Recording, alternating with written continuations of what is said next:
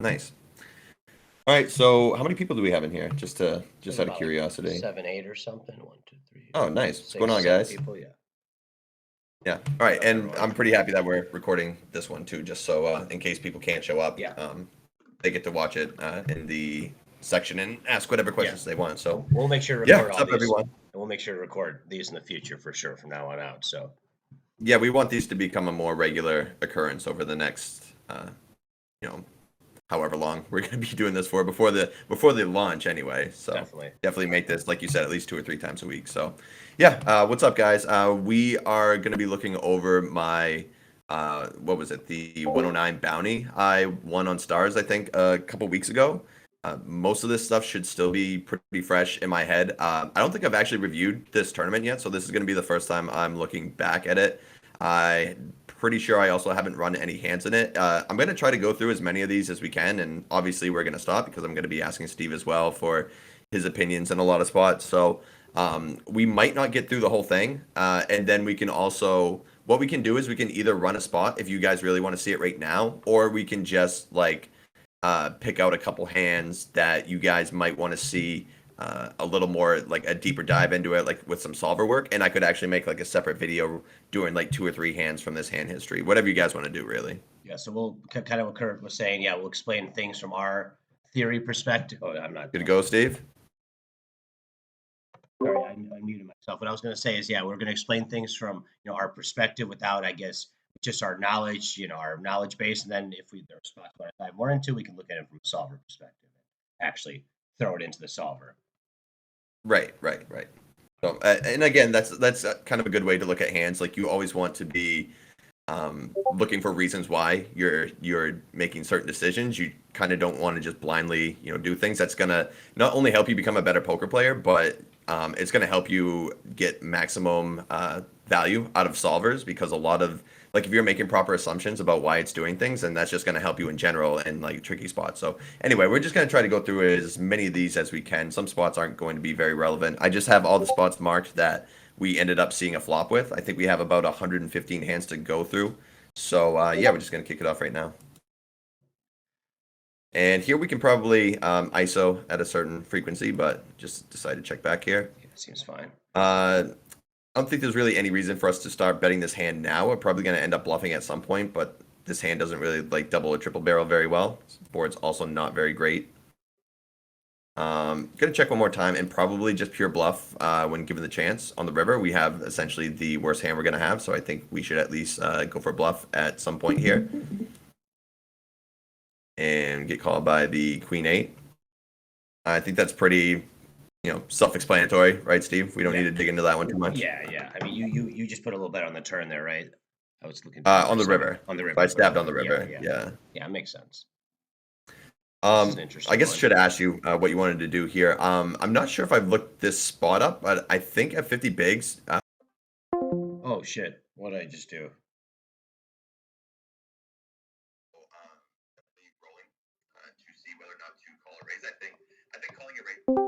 Again, this is a bounty, so benefits for raising. Obviously, he's going to call with worse hands than jacks, and we can even get it in good versus like pocket tens, ace king.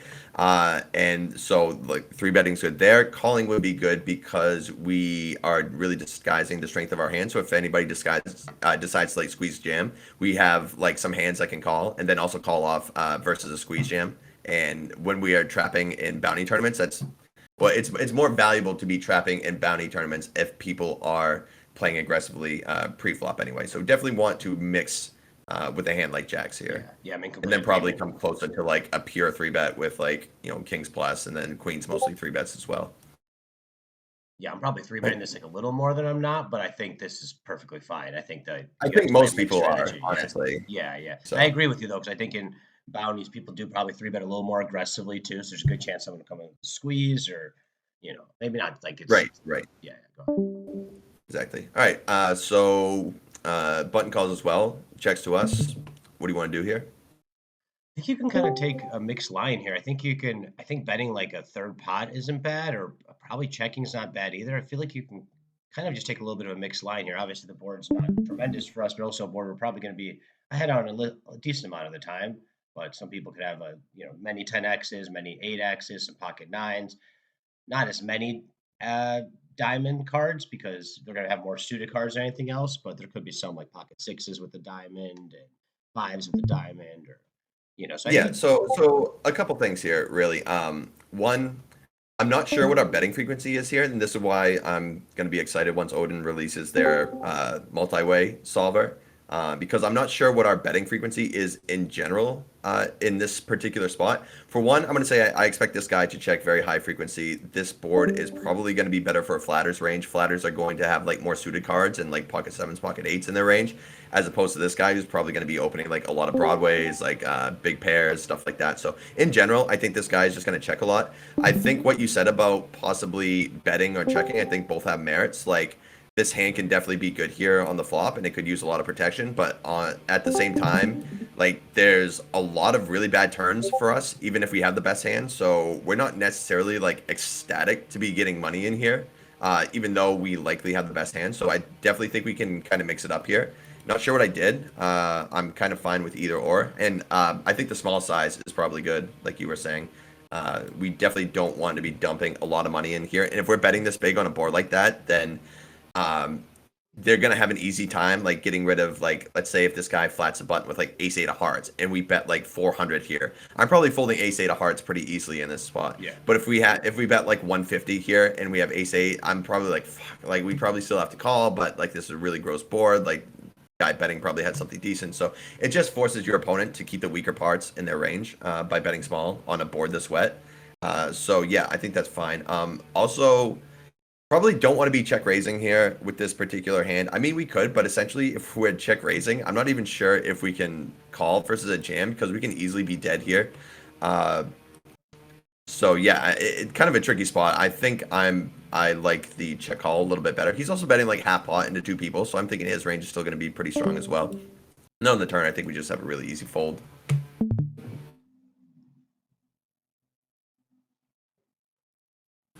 So I'm going to be pretty high frequency bet on this board. I think we can mix both small and big sizes, but I would be betting here almost always. Super dry board. We are opening from a fairly early position where we're going to have a much stronger range than this guy who's defending a lot of trash.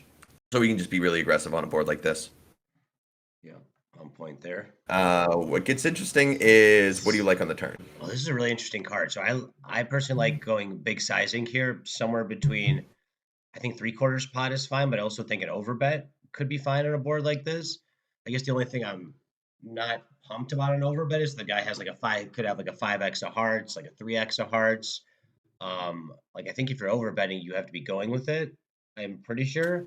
Um, Uh, Maybe not I 100%, but like I wouldn't think so. Maybe with like if we had like king queen of hearts or even like king nine of hearts, I think so. But if we ended up getting it in and he like check jams the hand like ace deuce of hearts, like we're basically dead. right. So and those are going to be like a big part of his check raise semi bluff range are going to be like some heart draws, like some combo heart draws. And if we're calling off with straight draws, it's probably like not going to be a winning call. So I think we still get. I agree with what you said. I think we definitely get three quarters and overbet in the spot. But if they end up like check jamming here, I think we can still get away from it. Oh, okay. We're on board. But anyway, so are you? I guess my next question is: are you always betting here on the turn? I think on like a card like this, I would be always betting. I don't know if that is a leak or not, but I think I would be just because there's so many 5Xs you're going to get him to fold, so many threes you're going to get to fold, so many like, I guess, ace four, ace two. I mean, yeah, there could be some possible heart draws too that he has in those hands. That's the part I'm really not as excited about this hand. But I think on a card like this, I think I am betting like almost all the time. I don't know if Pio wants me to mix up this spot. It's kind of an interesting one, but I feel like Okay, well, I yeah, think you just betting all the made like time. a. I think you just made a really good point where like you're not super excited because if he ends up calling us with like 5x of hearts or even like queen nine of hearts, stuff like that, like yeah, we're ahead, but he's got pretty good equity and he could even check jam in a spot where we're just gonna have to fold a hand that likely has a ton of equity, right? Right. So that would suck. So in that regard, I definitely think we want to mix it up here. I think checking is fine, mainly because like when you turn hands that have like decent equity, most people's instinct is to just like pure bet because you have a hand with equity. This hand is also unlikely the best hand when you check calls on the flop. So it seems like we have more incentive to bet and try to win with a worse hand. But it's also good to be checking back turns with these hands that have decent equity as well.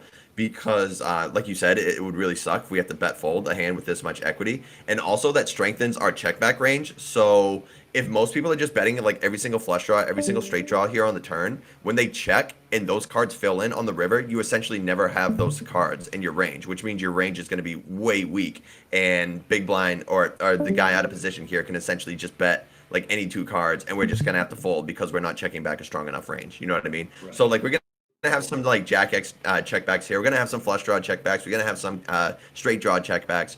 But we definitely want to mix it up here for sure. I would guess in general I would be more likely to bet like double barrel with a hand like 9-8 or 8-7 or like 6-7 of hearts here because those hands have less showdown value, and a hand like king queen not only has more showdown, but it probably has more equity with the two overs and straight draws. So I guess in general, in a general rule of thumb, maybe just bluff a little bit more aggressively with your combos that have like the worst showdown value, and then hands like king queen, like this one here that has a little bit more showdown and a little bit more equity. Maybe you can mix in like a bet and checking frequency here. But I definitely think it's good to mix up play here, and something that a lot of people really do not do very often. They just see that they have a draw on the turn, so they're gonna bet. And what they don't realize is that by just betting every single draw here, when they check back, their range is just like way unprotected, and this guy's just going to be able to bet so much, and you're just not going to be able to defend because you're not checking back strong enough range. So, yeah, definitely an interesting point there. And like I said, I think everything you said before was good, and we actually do go for the overbet, so I'm assuming that I rolled pretty high here, and we get the fold. So. Yeah, I definitely think that's like an interesting spot to tackle though too, because I think most of the population is like full frequency double barreling there, and I think like that's a good spot for us to talk about. I'm not sure what the frequencies are. Like we can look that hand up for sure. Like I could definitely be off there. Maybe it does double barrel a little bit more aggressively than I thought, but I'm pretty sure I'm like pretty accurate there that we definitely don't want to just pure bet. Like I said, we can look into that if you guys want to in more detailed sim. Yeah, no, that does make sense. Yeah. Yeah. Okay, so we call versus EP here in the big blind, facing half pot. What do you want to do here? I think it's a check call here, just a standard check call. I mean, this is interesting with the jack of diamonds. I mean, maybe it could play as a check raise. I don't ever play, I very rarely play this as a check raise, but I would probably purely play this as a check call. I think Yeah, the only so part with I'm not these, pumped is he's under the gun, but you do have the jack of diamonds, you have the ace high. right, we have backdoor straight draw, backdoor Yeah, flush draw, two yeah, overs. So we definitely can't fold this hand. What you said about check raising the ace X's. So essentially, the stronger the ace highs we have, the more we want to play check call. When we have like ace X with a diamond, and then let's say if we have a hand like a7 or a6 with a diamond, we might want to check raise those a little bit more because they're just lower in overall value, and they also have like backdoor straight draws. This hand's just like has enough like overall like showdown value, I think, to just be check calling with the two overs here. So I would say we definitely want to play more high frequency call with a hand like ace jack plus, and then we can start mixing in some check raises with like ace five with a diamond, ace seven with a diamond, stuff like that. okay. Makes sense. Yeah, kind of right. Yeah. It's kind So of you almost a little bit similar to what we talked about the last hand, just in a different scenario where like you don't want to be always right, betting or check raising, bluffing, whatever you're gonna call it, turning into a bluff at the top of your range. With right, ace right. highs. Okay, So interesting what do you want to do concept. on the river here after turn goes check check? So, I mean, my instinct is telling me to bet very big here. I think that he's going to be betting most his value hands on the turn here. I don't think the two really changes much. So I don't think he's going to be checking back too many of his over pairs, his big nines or anything. I mean, there's probably a few hands he could work in like a check like a 10-9 or maybe like a jack 9 9-7 or something like that if he's opening that in EP. But overall, it seems like a fairly strong card for your range since we block out the jack 10 very strongly, and there's probably a decent chance you could two barrel a jack 10 here. Also, we got more of the straight combos in our range. I don't really see him having many straights on this board. So I'd probably go just some kind of, the question is the sizing. I'd probably go over pot here, something like 1.3x, 1.4x. I could be a little off on that, maybe, or maybe a bet of like 800 could be fine, something like a three-quarter spot bet. I think you got to go pretty big sizing here, personally. All right. Get your take on Do you this. think you ever have the best hand here? Yes, definitely sometimes. Yeah. Yeah, yeah. So okay, so we can have the best hand with ace jack here sometimes. Uh, so if are you always like betting the river here with ace jack? I think I am because of the blockers here in this specific moment. because of the jack in our hand. I feel like it blocks out so many of his big hands that it makes it a bet. But also, obviously, yeah, it could be a kind of type of board. He could just call us with like sixes or fives or some kind of 4x. There are some hands you could definitely just hero us down with. Maybe it's a spot I'm over bluffing here. But yeah, usually in a spot like this, I think when I do have like the jack here, I would be bluffing a lot on this river. So yeah, I guess that's the point I was going to address is that for one, we do recognize that we can still have the best hand here, and if we're just like pure bluffing with a hand that has like good showdown value, I think we're probably bluffing way too much. So if this hand has like showdown, like we're definitely gonna have like I agree with what you said about the blockers to the straight. Like he can definitely still have Jack 10 in his range and a hand like like maybe even 9 7 suited if you said he has that in his range, but like 10 9 Jack 9, he can definitely check back. So, but I think this hand overall is just like kind of strong to be bluffing with. And if we're bluffing a hand like this at a high frequency, then we're just like kind of bluffing everything, and we're gonna have worse hands that we can bluff. For sure, I think. I guess the first one that comes to our head is, well, Jack 10 gets there. Yeah, actually, now that I think about it, I'm trying to think of what bluffs we have other than missed flush draws. Like a Jack 3 of diamonds, I guess, is probably going to be one of the worst hands that we're going to have here. I also think that having a diamond ourselves probably isn't great because he's more than likely going to just be like if he checks back a diamond, like a diamond draw on the turn, he's likely just going to check it back on the river, and we do block that portion of his range. So it's less likely that he has like a flush draw he's just giving up with. So I think a diamond's kind of bad here. And then yeah, I guess just overall, I think his overall hand strength here is probably too strong. But I'm just trying to think of other bluffs we'll have here. I guess like ace five, if we're just calling like ace five with a diamond, I would, but like I said, I would probably more high frequency check raise that hand like down to the flop. So I guess I'm kind of like stretching to see like what bluffs we have other than missed diamonds here. So maybe there's a chance that this hand does get the bluff. I may have been overestimating like how weak of a range that we have here, because I think we actually have like very few unpaired hands on this board the way it runs out when we call like a half pot c bet here. So you might actually be right with turning this hand into a bluff here sometimes, but I definitely wouldn't bluff high frequency. I check back, but again, I think In terms of go ahead. your bluff side, Narco Cop's writing this right now in poker seminars. He was saying that he would bet between half pot and 3/4. I guess what do you think of that Mhm. sizing? Probably fine. I imagine like something like a 3/4 pot was. I was also saying that too. Yeah, I think we can do a combination of blocking and big bet here, because essentially once this player checks back the turn, most of his big hands, like you said, are going to continue betting on the turn here because this deuce really changes nothing. So if he has value, he's more than likely going to double barrel here. So when he checks back on the turn, that's going to really change like the equities between our hand and his hand, because most of the strong hands in his range are now out once he checks back the turn. So that's essentially going to allow us to be betting a lot here on the river. Like we can essentially, I would say, block bet like any pair, and then we can go bigger with our like stronger like one pairs and our two pairs and our straights and stuff like that. So yeah, I think we can definitely mix between block bet and big bet. With this hand again, going back to what I was saying about it being kind of difficult for us to have like non-paired hands, like non-one pair hands in this spot. Maybe Ace Jack does bluff here a little bit more than I initially thought in game. So I wouldn't be surprised. Like a lot of times we would just like high frequency check back with a hand like with this much showdown value. But I think in this specific spot in this run out, maybe this hand does get bluffed a little bit more than I thought. I'll definitely look at this one because I'm really curious with this river. It's again, unless we have like a missed flush draw, it's pretty hard for us to have like worse than one pair. So yeah, we'll definitely look that one over. Yeah, I told Narco Cop we'll run this one in Pio after or something. Curious what Yeah, Pio for says sure. here. Yeah. And then yeah, once he bets, we just have to get rid of it. Yeah. Interesting. So Colin here versus small blind raise. Standard. I think I mean, just folded even versus small here. This wow. might be a little on the tight side, Yeah. but this board's also going to be pretty good for his pre-flop opening range. We don't really like if we even had like some sort of backdoor flush draw, like of course we can call.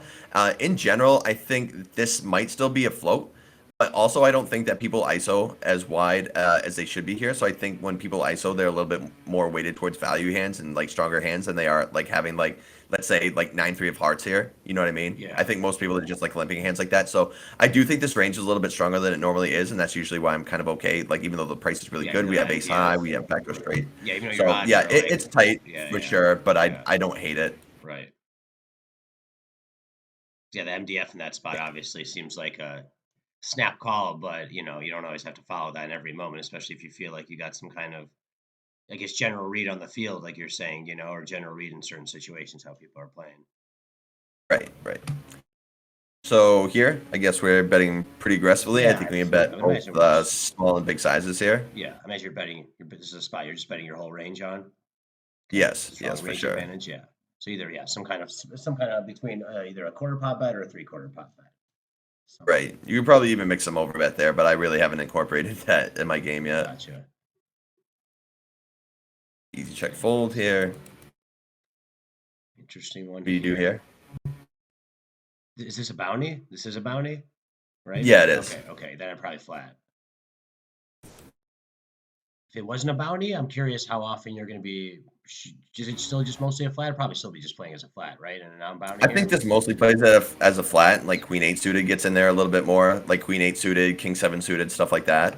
You're But shoving. on the button, in general, like we want to be doing a lot more flatting with these suited hands because we do like have position on the entire hand. So like our 3-bet range is going to be a lot, or our calling range is going to be a lot wider than if we were in like the cutoff or the hijack, because there's more people that could like squeeze and people that will still be able to call and have position. And then when we're on the button, like we can just close out the action, at least on the button, and guarantee ourselves position. So Are you on the in button general, right we're now? just You're on going to the be button. doing more flatting here. You're on the button right Yeah, now, right? yeah, Okay, okay. And then when yeah. you say with King 7 suited, you might be ripping it sometimes. Is that what you just said? I just want to Well, 3-betting. three betting. Okay, okay. I didn't. Yeah, for Yeah, like I a was like, 3-bet bluff, that might okay, get yeah, in a yeah, little yeah. bit more at 30 big blinds as opposed to 25, but and definitely want to mix here. I would be okay with betting on the flop here. This board in general is probably going to be better for the opener's range than it is for ours.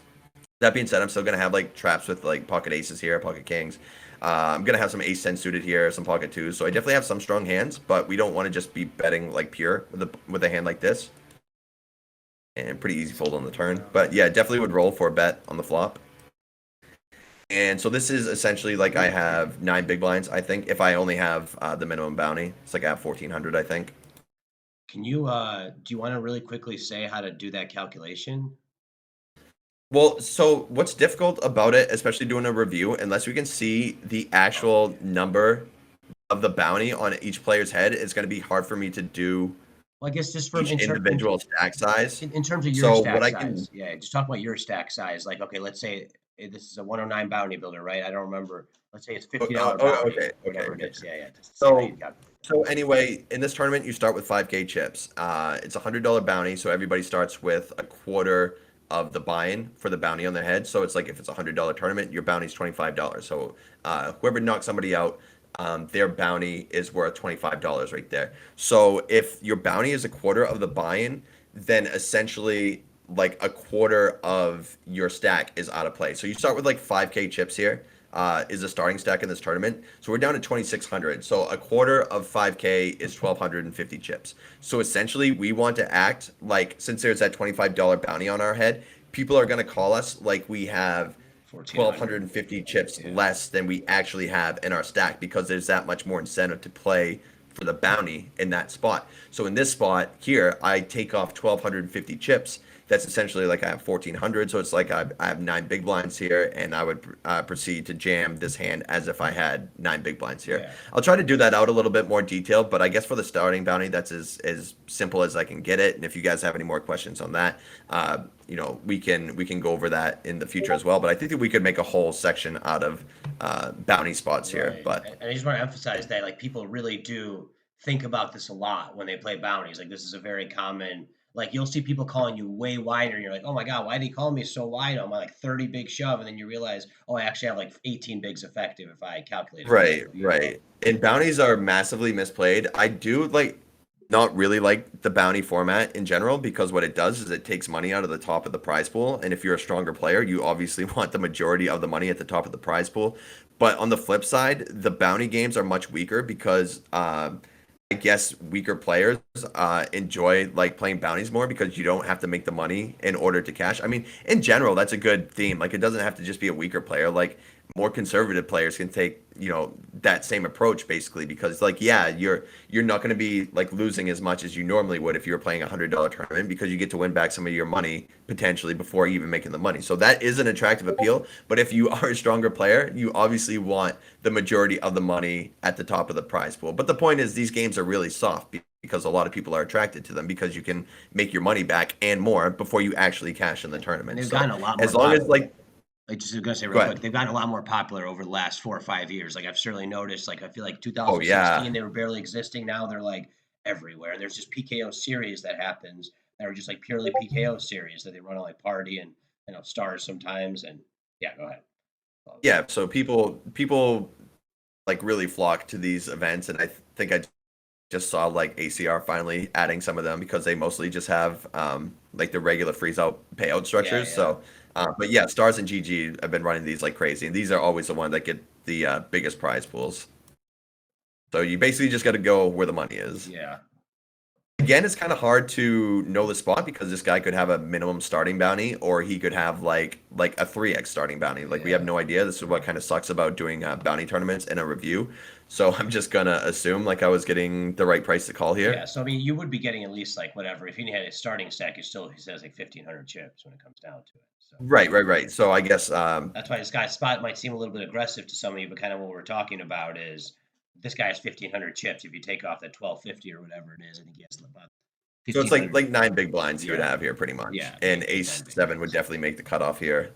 And then so one thing that I always say is that mostly in these pre-flop spots, when it's close, I'm just folding, because most people aren't jamming enough. So if you have like a spot you think is right on like the threshold, then I'm probably just getting away with it. One, because I think like, I have a pretty good edge and I don't want to be taking super thin spots. But on the flip side, in these bounty tournaments, I'm okay with being a little extra aggressive, because even if you are, you're still playing for a bounty. So there's a little bit more incentive for you to be like wrong and still potentially win a pot, as opposed to like there being no bounty up for grabs and you just make like a Yeah, really thin call anyway. You that know what I makes mean? sense. So yeah, So in these tournaments, I do think it's okay to be a little bit more on the aggressive side so let me when it reemphasize some when of it comes to what I calling. guess what Kurt said real quick about the calling all ins. Just number one, make sure to study the shoving charts, understand them. But number two, just take out the buy. If there's a really spot that's super close to you, and especially not a bounty tournament, it's really okay to just take out the bottom of your calling ranges, especially in those spots. Like your edge should be bigger on the field, where you don't want to be just calling off every spot that's like super close. That's kind of like it's not really the goal of MTTs, you know. Right. And like I said, if you're playing like, the 100K super high roller and you've got 15 of the best Mhm. players in the world, then yeah, you need to start taking those edges, because Right. edges are really thin in those games against the best players. But against people who are like recreationals and just playing for fun, you don't need to be taking those super tight spots. Like better spots are going to present Yeah, if themselves. you're at a table with me, Fedor, and Kurt, maybe take those spots. If you're at like a $55 on ACR in the middle of the day, you probably don't need to take those spots, right? Yeah, probably not. Like how you threw Fedor into the mix there. Okay, like that. Like, yeah. I hope I'm on that level someday, but yeah, who the hell knows? I'm not Yeah, playing 100Ks yet. no worries, dude. So yeah, this is our second bullet, because I think we Okay, busted I that got a last seven. hand. All right, so Queen seven suited. So this plays purely as an open here in the cutoff. I'm just Pretty curious. sure. Okay, We might even Queen. get to open like Queen six suited here. Okay, It's close anyway. And right. again, I guess one thing I should say is that um, a flip side on bounties, you should probably be like even folding the bottom of your opening range too, because on the flip side, like both of these guys have me covered, so they have extra incentive to be playing pots against me, because it's just more value. Like they could potentially stack me. So in general, when you have a shorter stack, you should be a little bit on the tighter side with your pre-flop opening range.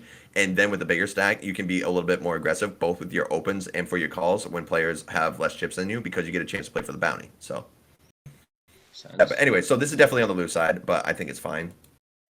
So Yeah, what do interesting. you want to do here? I think you can kind of go both ways, but I'm leaning towards bet. Maybe you can't go both ways. I think this is probably just a pure bet. I think I like it. I think it's just too strong to be checking here. I think maybe if you had like I guess like a 7-6 or something like that, or maybe like an 8-7. I don't know. I think you should start betting because I think there's a lot of hands that people are gonna be calling with that are worse. Like there'll be a lot of 5Xs that are calling you. On the button, you could have ace five suited, king five suited, like 5-4 suited, 5-6 suited, 7-8 suited, 7-9 suited. Yeah, Big so blind has a million so I hands guess too. Yeah. Yeah, so I think the main thing is what does our range like to do here? And I'm not 100% sure. I know for the most part in these multi-way spots, on these low boards, you do a lot of checking as the pre-flop opener in multi-way pots. But again, this is like what I've seen from studying 100 big blind poker. When we're playing like 20 to 30 big blind poker, we might be a little bit more incentivized to just start pushing our equity with a hand like this and maybe upping our c-bet frequency because it's a little less bad to be putting in a lot of money with a hand like at this strength than it is at like 100 big blinds and we just start betting here. So we might have a little bit of a higher bet frequency here. In general, again, like I said, I think I'm checking quite a bit, even though this hand is like really good for our this hand and this board are pretty good for us right now. I think the majority of our range is still going to be doing a lot of checking. So I think I did go for the check. Again, this is just something I'm going to need to start studying myself. I've seen a little bit of multi-way spots, but just from like other videos. I haven't got the chance to actually buy it myself, so I can't 100% say what like solvers want to do here because I don't know, but I think in general we want to be doing a lot of checking with most of our range here, and then we can play our hand as like a check raise or a check call here for sure. Interesting question here by Narco Cop. He said, "Doesn't your hand need protection with Queen Seven suited multi ways on this board?" Yeah, so I think that's a good point too. I think in general, in when you're playing multi-way, you are a little bit more incentivized to protect your equity because you're going up against two ranges as opposed to one.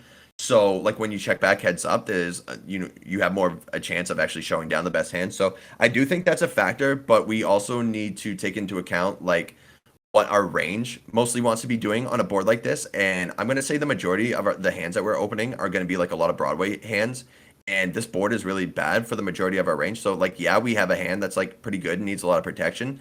But I think overall, our range is just going to want to be doing a lot of checking here. And then, like, if we're just like purely betting with all of our top pairs and like, let's say pocket eights, pocket nines, when we check, we're essentially not going to have any strong hands in our range. So I think it's definitely good to be mixing. And like I was saying with Steve earlier, I think maybe at smaller stack to pot ratios, like smaller stack sizes, we might introduce a little bit more betting on these boards where they might be checking a little bit more if stacks were deeper. So yeah, I definitely think this hand can protection bet at least at some frequency. Yeah, I think. So, but I definitely wouldn't be like betting pure here though. Yeah, like you were saying, like you kind of want to think about your hand a lot of times as range is not only your hand, right? Like you're thinking about what your range would be doing in this spot. But I do agree, like so in your range, you're gonna be checking a lot here and with most of your Right, range. right. But also as you get shorter, like you're saying, you're gonna be able to maybe get it in against some sevens or some weird hands. You're gonna start getting some value. You could just start getting that value right away when you're shorter. If you were deeper stack, I think this would be like a no-brainer check, right? If you're like 100 bigs deep.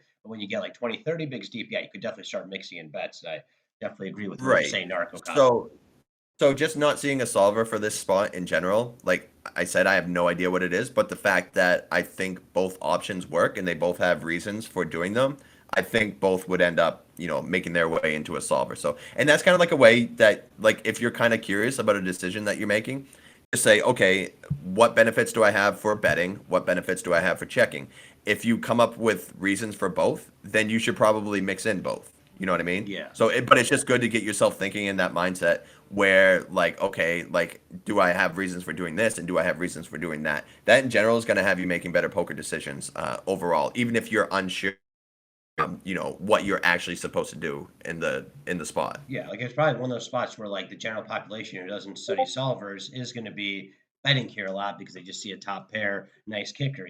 But yeah, like like Right. you're saying, if you do are checking, if you're sorry, if you're only betting with when you have it and you're checking when you don't, then it's very obvious your range is very face up in this Yeah, spot that you're you not going can to have just some bet so strong. aggressively here, and you're not Yeah. going to be able to call because you're betting all your good hands and you're checking all your bad ones. So, yeah, yeah. So I definitely think there's reasonings for both.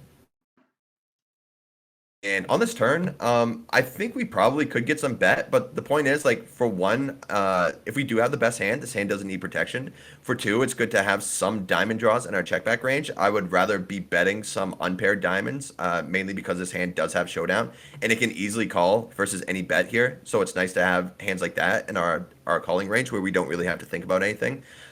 So yeah, I wouldn't be surprised if we get some bet as well. I would probably block if we did just to keep like some worse hands calling us. I think if we bet big, we're mainly just going to be getting called by like 10x here. And what do you guys want to do here? This is definitely a pure bet, in my opinion. I think I would go pretty big. I think there's still a decent amount of queen X's in both the ranges. Maybe they could even hear you with some kind of like, I guess button doesn't really have 10x often, but maybe like a 7x or a 10x from the big blind or something like that. I'd probably go like 3/4 pot here. I feel like over betting pot just seems kind of, I don't think you're gonna be getting as many calls with those hands, so I kind of don't want those hands to fold. So I think I want to give them a little better of a price. And obviously, you have a very strong hand here. Like I said, you can still get called by queens. You can get called by 7, let's say, a 10 from the big blind. So I'd probably just, I think, be betting here. I think like 3/4 pot is what I'm thinking here. Okay.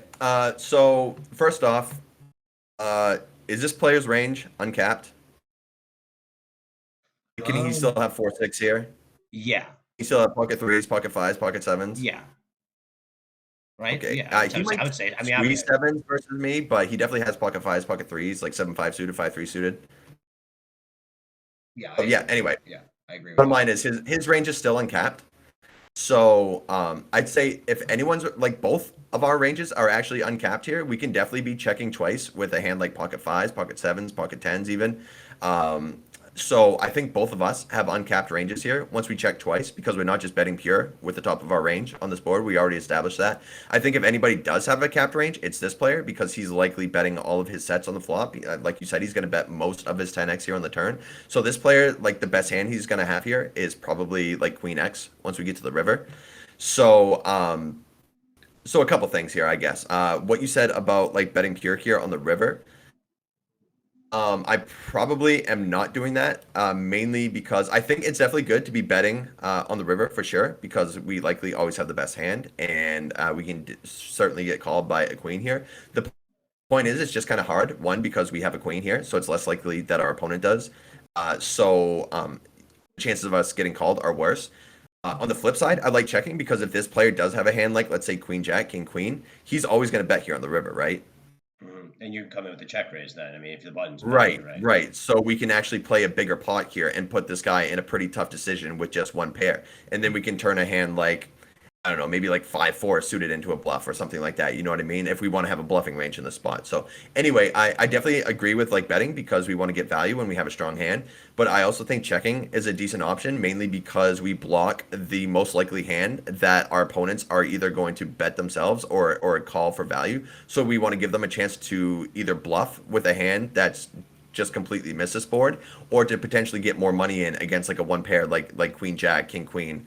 When instead of just betting like 800 chips here on the river, we could potentially like jam for 4K over like an 800 chip bet here. You know what I mean? Really put them in a tough spot. So I think definitely mixing here are good. I think betting big. We could even mix in some block here. I think might be a thing. Again, I'm not sure what sizes on the river multi-way here really should be. In general, we want to be sizing up. I wouldn't hate block just, just trying to wing it here because again, we do block a lot of value here, so it's less likely they're going to call. So when we make it a smaller size here, they're going to be forced to call us a little bit wider. So I really don't hate any option here. I don't hate block. I don't hate big bet, and I really like check raise as well. So I think we can kind of do whatever. I think this is just going to come down to whatever I ended up rolling here. I probably rolled really low, so decided to check. Their point Narco Cop just said, he said he would definitely bet 60%, but he thinks the button bluffing frequency is very low on the river. Doubt the button bluffs much with both your ranges uncapped, especially when you check back twice. But yeah, I guess the point Kurt was making is, well, yeah, okay, go ahead, Kurt. Yeah, I'll let you go. Yeah, so I mean that does make sense, but for one, if he has a hand like let's say 8-9 of hearts in this spot, like is he gonna bluff? If I'm in his shoes, I probably do. It's gonna be one of the worst hands that I have. So yes, we can be uncapped. I definitely agree with that, but we're also gonna have hands like this. You know what I mean? So I mean, I could have a hand like Ace Jack in the spot, and he could have 10-8, and then he just ends up betting with 8-9, and he ends up taking it down. So like, yes, that what you said is 100% true. Like we're definitely uncapped, but like as much as we're gonna have the top parts of our range here, we're also gonna have the bottom parts of our range. So we can't just like not bluff here ever because we're uncapped. Like for one, we need to be able to value bet a queen when it comes to the river here because we're gonna have worse hands. Like both these guys are gonna have worse hands that they need to be defending versus a bet on the river here than just a queen. So we need to both have value bets and bluffs on this river here for sure. Yeah, you might not want to be bluffing so aggressively because there are two uncapped ranges here, but that doesn't necessarily mean that we're never bluffing here. Right. But yeah, good points for sure. Yeah, button is capped for I did sure, explain that, right? but Yeah. that doesn't necessarily mean that the button can't still have value bets here.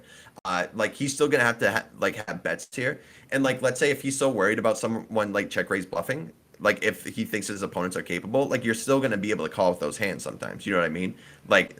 And I also don't think people are just playing so aggressively that they're gonna recognize that they're uncapped and they're gonna be like, fuck, this guy's uncapped. Like I'm just gonna check raise my entire range here because he just can't call. Like for one, nobody's playing that aggressively.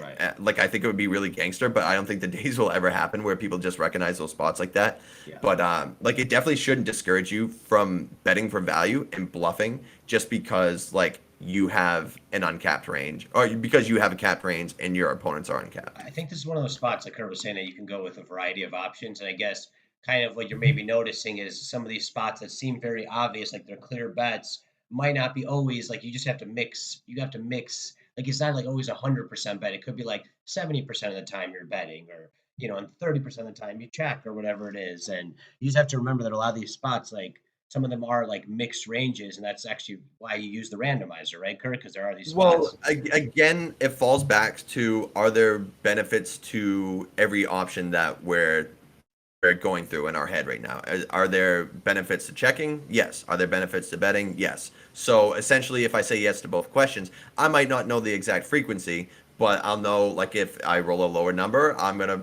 end up taking a passive line. If I roll a higher number, I'm going to take a more aggressive line. In this spot, I see benefits to both checking and betting. So I would essentially roll a number and just kind of do whatever. You know what I mean? So that essentially just keeps you from going to whatever your standard like go-to play is, and everybody has their own tendencies Bias, basically. yeah. So this essentially gets you like outside of your comfort zone. And if you can at least recognize that there are benefits to both plays, then you can start mixing things up a little bit. Yeah, no, like But I know, like I know for me, my bias, like I've always over the years been very aggressive, and I betting is just the norm for me in a lot of these spots. So I know studying with you has taught me a lot that, like, yeah, so you don't always have to just barrel, barrel, barrel. There's a lot of spots where you can be deceptive, check raise, or just check your with a lot of your range. And I know like Pio especially has taught me a lot of that stuff where my frequency is to just normally just bet, be aggressive, bet with my value, bet with my bluffs, right? Like, but there's a lot of spots that are more nuanced than that.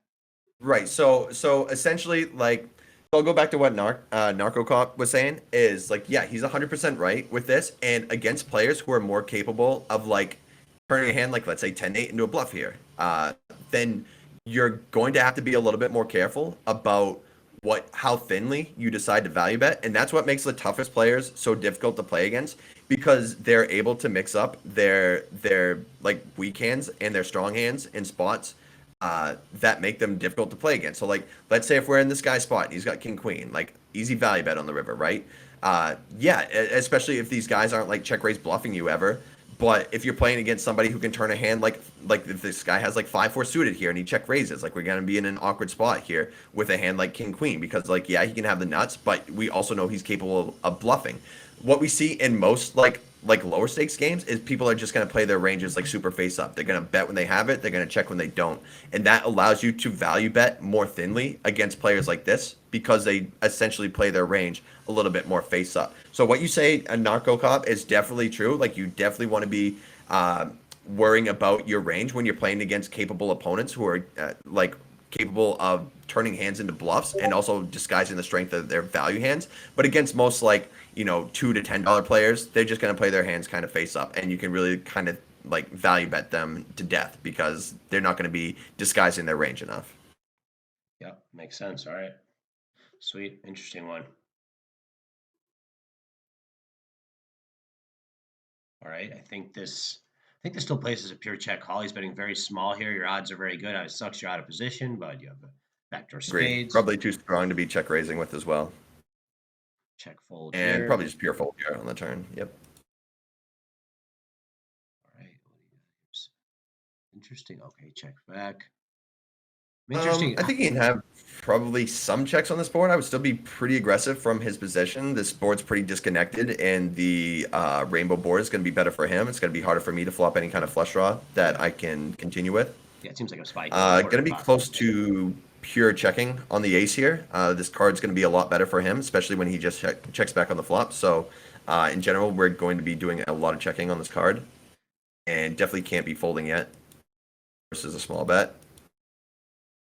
Makes sense. Makes sense. And interesting check back here.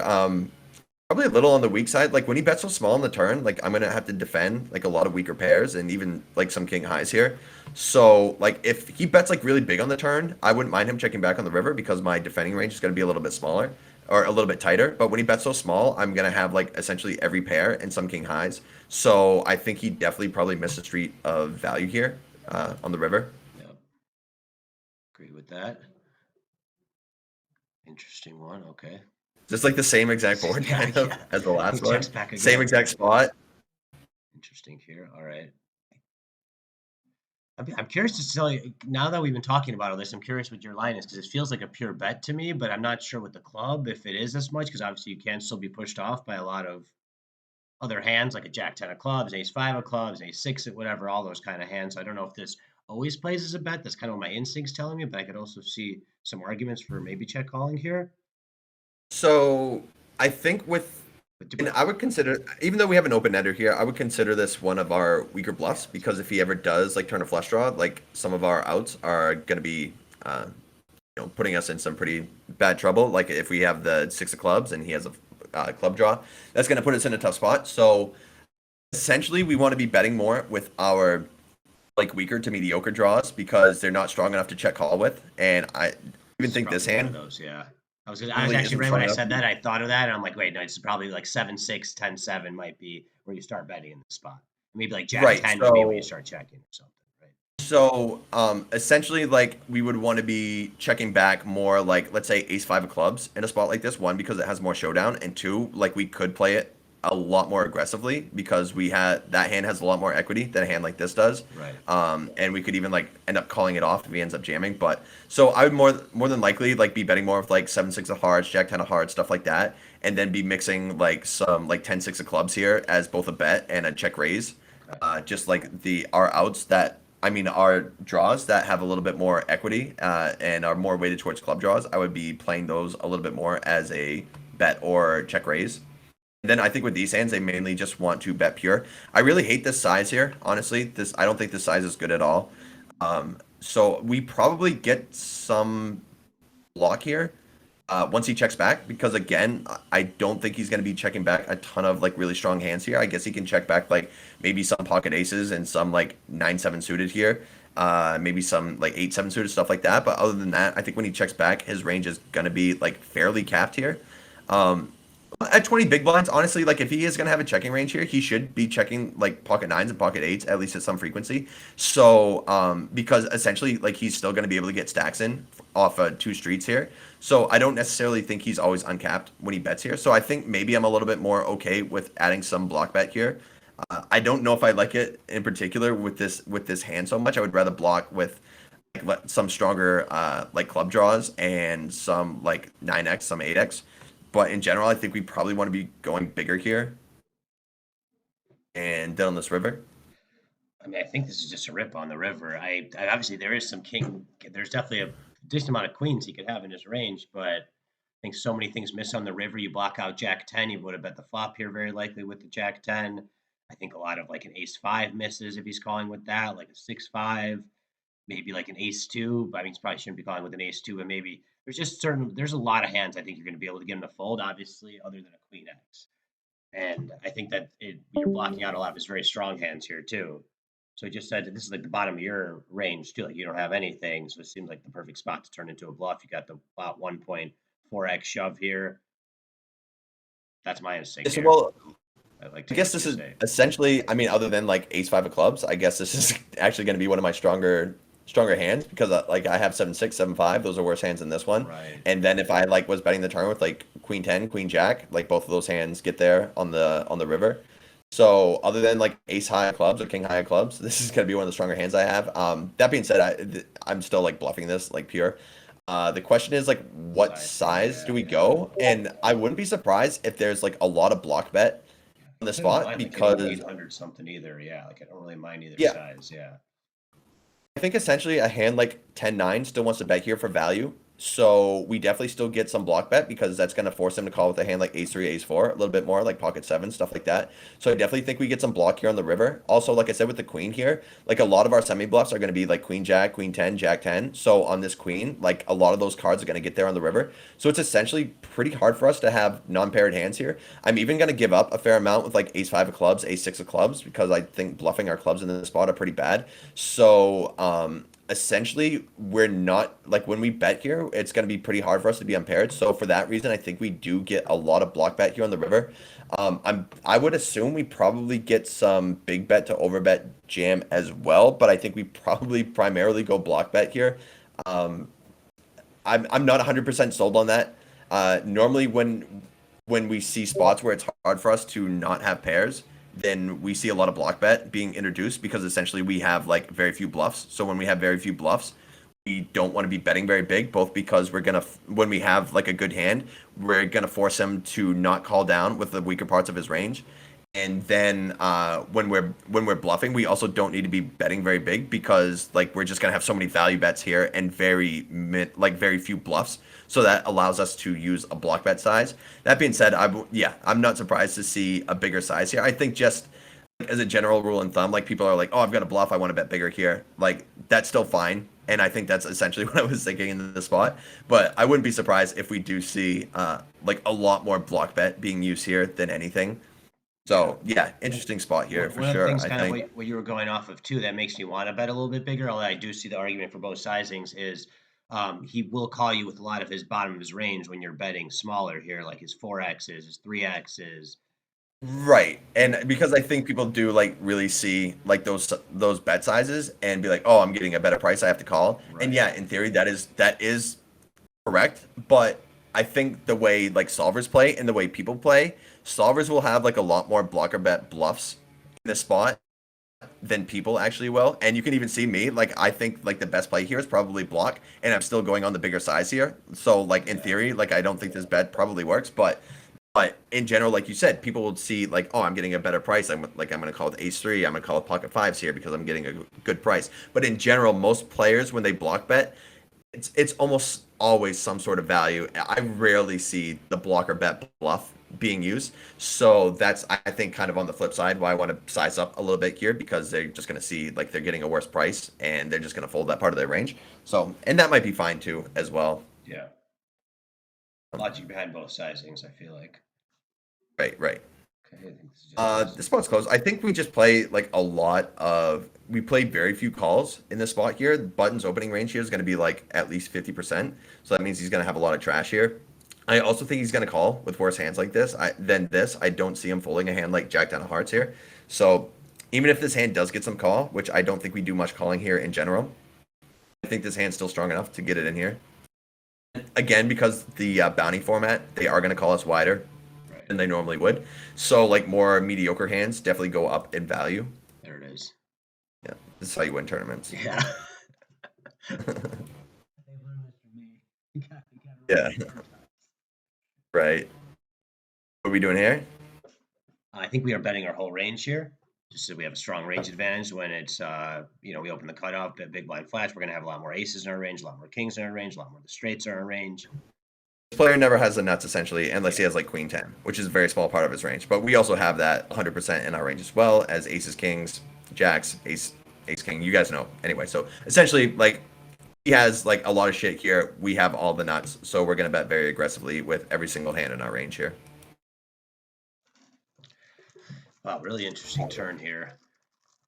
I lean, I don't know. I kind of in between here. I kind of lean check because there's a lot of kings in his range, but I also think there are going to be some like jacks you're going to get him to fold, some clubs you're probably getting him to fold.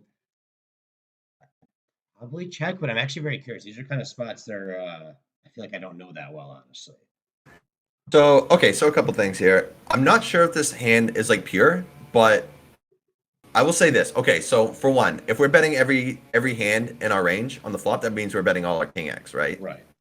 But we have just as much king X in our range as the opponent does because we're just betting all of our kings in the spot. So yeah, like he does have some king X that he's never gonna fold. He also has some ace X that he's probably not gonna fold here on the turn either. So it sucks to be betting into a range like that. But he's also gonna have like some backdoor diamond floats here. which we unblock with our hearts. So we unblock every like flush draw and backdoor flush draw, which makes me a little bit more wanting to bet with this, like the queen four hearts, as opposed to like queen four diamonds, because he's going to be calling with hands like that, and then just automatically folding on the turn when we bet. So I'd be a little bit more incentivized to bet with hearts as opposed to like diamonds or clubs here. And I definitely think we get the mix here. He's also going to have like some 10x of diamonds that needs to check fold. A jack is going to be hard to defend here as well. So I think we definitely get the mix, and I probably rolled for it. I think, again, I would bet a little bit more aggressively with like queen four of hearts here and queen four of spades as opposed to queen four of diamonds and queen four of clubs. So I think we can be a little bit more aggressive here. Again, we're also going to have like, we're going to have all the straights, and we're going to have all the king X here. And we unblock the backdoor diamonds here. This is like a pretty weak queen. We can even get him to fold like queen 9, queen 8, which is a pretty big win for us as well. This is definitely a spot where I feel like I haven't been betting enough that I should be betting more because of like exactly what you're saying. You're betting your whole range here. You can still have every king in your range when you're betting here. You're going to get him off a lot of those, like say queen X of diamonds or something, or a jack X, or like a 6-7 of clubs, or hands like that. Right. My instinct was telling me to bet. For some reason, I feel like I'm checking this spot quite a lot.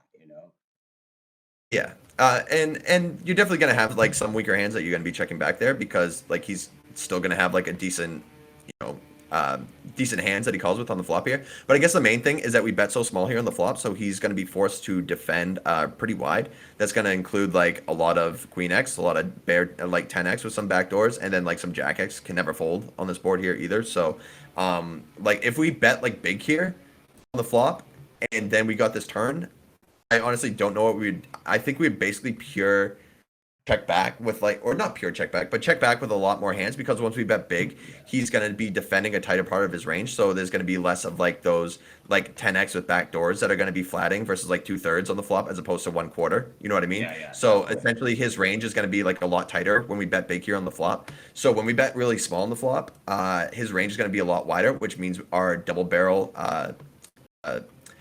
what am I looking at? Our double barrel success frequency is going to be a lot higher once we bet small on the flop, because he's just going to have a lot more shit in his range when we bet small and he defends. So I think our double barrel success goes up a lot higher once we end up just betting small here on the flop. Right. Yeah, that makes a lot of sense.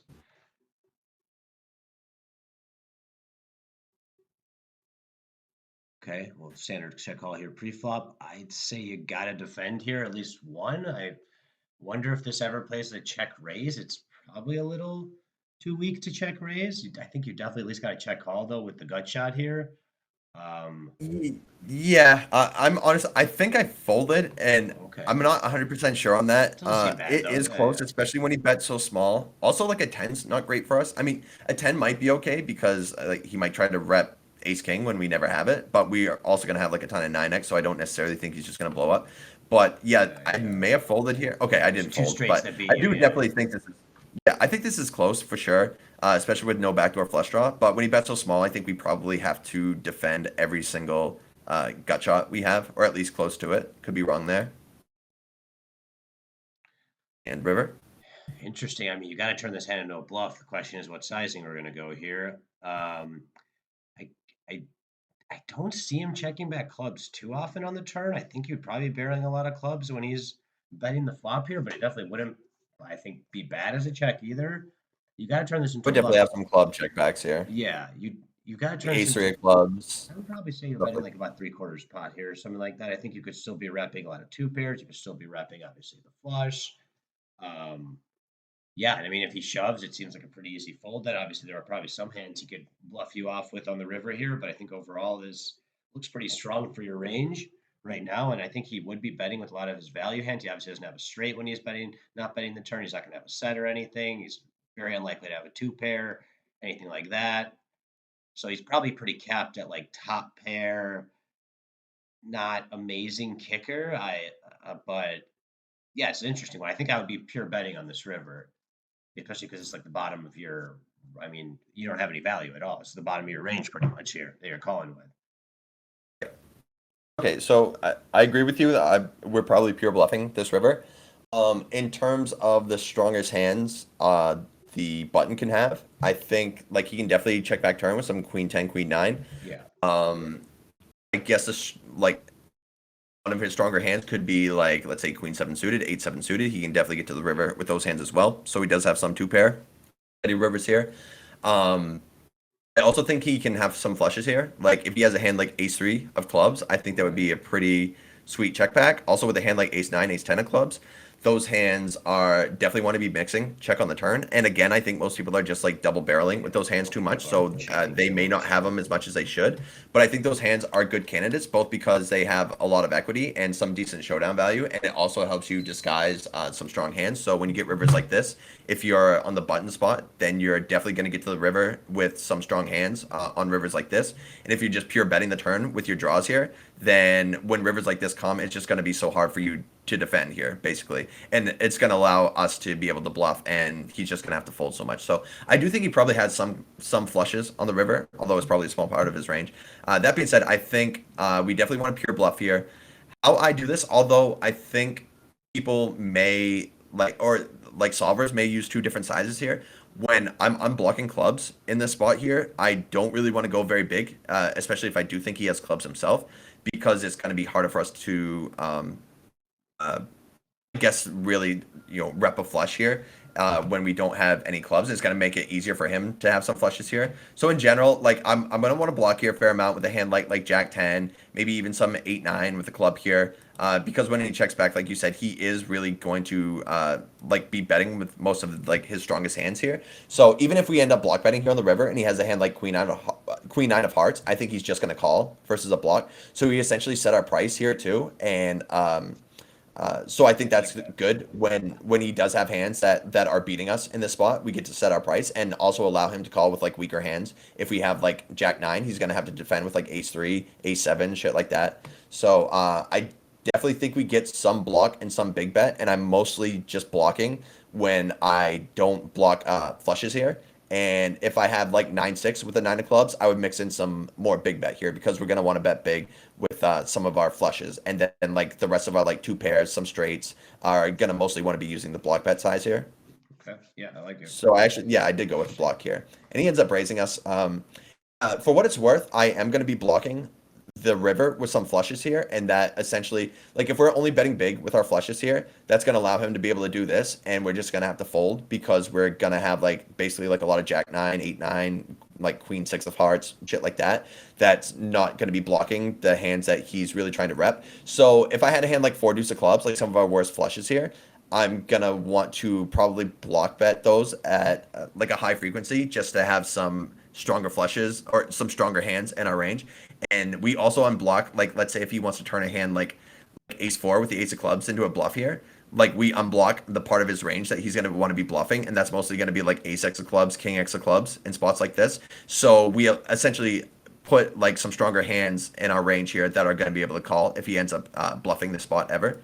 So obviously we have a really easy fold here, and when we see him jam, I'm assuming he mostly has a flush here, which shows that like yeah, he probably does have some flushes in his range, but yeah, he might also be like bluffing here. I do think this is like a super under bluff spot. I think this guy's a reg, but even in general, I think this spot is really under bluff. If he thinks that I'm never like block betting here either with like nutted hands, then he can kind of overdo it here, and I'm just gonna have to fold a lot. But I know that I am like block betting with some flushes here, and I'm gonna have better hands to call with. And essentially, he's trying to rep flushes. So I would like, let's say for example, I would probably fold more if I had a hand like queen 10 of hearts, and call a little bit more if I had like a hand like let's say queen 5 with a 5 of clubs, right? Because then I block more like ace 5 of clubs, king 5 of clubs in that spot. You know what I mean?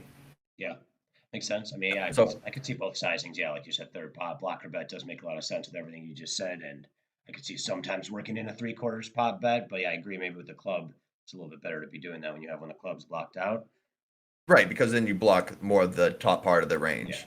Okay, so it's easy reshove here with the 22 big blinds with the jacks. Obviously, as Kurt was talking about, he doesn't actually have 22 big blinds. You got to at least take off, let's say, minimum 1,500 or whatever we were saying before. Well, And he again, probably is it's more. We hard once don't it know. gets to Yeah, the yeah. later stages because we literally have no idea of Obviously, what you the have, bounty is. yeah, you probably have more of a bounty than that at this point. Yeah, and again, we want to be a little bit like even if these spots like mix here, sometimes we can be a little bit more aggressive with the value portions of our range because people are like calling like this call's fine, obviously, but people are going to be calling off a lot wider than they normally do. So Yeah, we're a little bit more incentivized to fast play our value than we 100%. would in like a freeze Like out. people, like there's a solid chance someone calls you like fives from behind in this. While in like a normal MTT, there's Right, almost no chance right. they will. Yeah, Yeah, especially depending on how big your bounty is too. exactly. Yeah, your bounty's huge, and I call you with like fours or threes even. Like shit. Right, right. What do you want to do here? So I think this can go either small bet here, like a quarter, like a quarter third pot, or like a three quarters pot bet, two thirds pot bet. I'm kind of leaning towards the bigger sizing here, but I don't really have. The nice part is you have you have the king queen, so you have like a lot of blockers to the straight, so you're not really needing to what's the word? Oh my god, how am I forgetting the word? You don't need to protect too much on this board, but I also could see the argument for just getting your value in because he's going to be calling you with pretty much every 10x on the flop, every queen X on the flop. He's going to be calling you with like ace jack, jack nine, jack eight. A lot of those, well, maybe not jack eight every time if you bet big. So I can kind of see an argument for both sizings here between a third Right. pot and like three quarters. Okay, so like I think what you said about not needing much protection is good. And usually on boards that are really good for our range and need very little protection, we can just really high frequency, small bet our entire range here. Both because, like you said, we this hand like most of our range needs very little protection on a board like this. Like if we have top pair, it needs very little protection in this spot. Also, our opponent never has pocket queens, pocket tens. He could have some pocket twos, of course. So, but essentially, we have all the nuts, and he has none. Like he can have like queen 10 and pocket twos, I guess, are the strongest parts of his range. But either way, these like really dry rainbow boards are going to be much more beneficial to the pre-flop opener as opposed to the big blind defender. It's going to be a lot of suited stuff in this range. It's going to be like a lot of like 7-3 suited, 8-4 suited, stuff like that. So he's just going to like have a lot of trash. Like so he is going to have some strong parts of his range here, but for the most part, he's going to have a lot of trash in the spot, and that allows us to bet pretty high frequency for a small size. Yeah, and obviously you have a huge range advantage in this spot too, so it might be just be one of those spots that seems like a pure third pot bet. Right, right. On the turn. This is really interesting. I I feel like you can kind of go both options here. I'm leaning towards bet, but I think either option seems all right here. You obviously block some of his, I guess, queen X flush draws when you have the queen of hearts. He can still call you here on the turn with like a jack nine, 10-9. Some two pairs do hit on the turn. You block out, the higher end of his straights. You'd likely be three betting with like an ace king, so it's less likely he has an ace king, king nine here, especially when you got the king. I think you kind of go both ways here. I'm actually curious what you do here. I lean bet, but I'm not sure if you're getting enough value when you're betting here. But I do think he's still calling you with a bunch of queen X's. He's still going to call you like jack nine, 10-9, king 10. Yeah, so a couple things here. One, we have all the ace king and he has none of it. So that's great because we have all the nuts. He never has it. He never has pocket Right. jacks, he never has pocket queens, never has pocket tens. All that's true. So the sport in general, I think we can be pretty aggressive on. What I'm really curious about is like how much of our range wants to continue here on the turn, because obviously if we're betting every hand that we have on the flop, we're gonna have some like complete air balls once we get to the turn here. So I don't think we can just bet pure just because we have all the nuts and he has none of it. But I do think we still get to be fairly aggressive. Because he's still like, yeah, he never has ace king, but he's still gonna have king nine, nine eight, jack 10, queen jack, so 10 deuce suited. So like, yeah, he doesn't have the nuts, but at 30 big blinds, he's still gonna have hands that he can go broke with that aren't necessarily the nuts. So I think we can definitely switch it up here. For one, this hand needs like it can get value from like all worst queen X's here, and but also it doesn't need a whole lot of protection in the spot here either, and it might be kind of hard to get three streets of value with this particular hand. So I think we can definitely mix it up here on the turn, both because we can get value from more hands on the turn, and because it also needs a little protection. I think I ended up rolling here, and obviously rolled a low number. I think both betting and checking have benefits on the turn here. And then once he overbets here on the river, this is kind of crazy. Yeah, what? Wow. Like so he can definitely. I'm not sure if he gets overbet in the spot. I guess he probably does because we're probably pure betting all of our straights on the turn. So once we check back the turn, those hands are now out of our range. And I guess our strongest checkbacks, we might check back like some Jack 10 here at a frequency, but I think we're still mainly betting. at 30 big blinds. So I guess we're a little bit more capped than he is once we check back on the turn here. That being said, we also block the like his most nutted hand is going to be king 9 here. We obviously block that with the king. But I also think he can probably do this with as weak as like jack 10 in the spot or queen 6. You know what I mean? Yeah. So I definitely think he can be doing this with like 2 pair.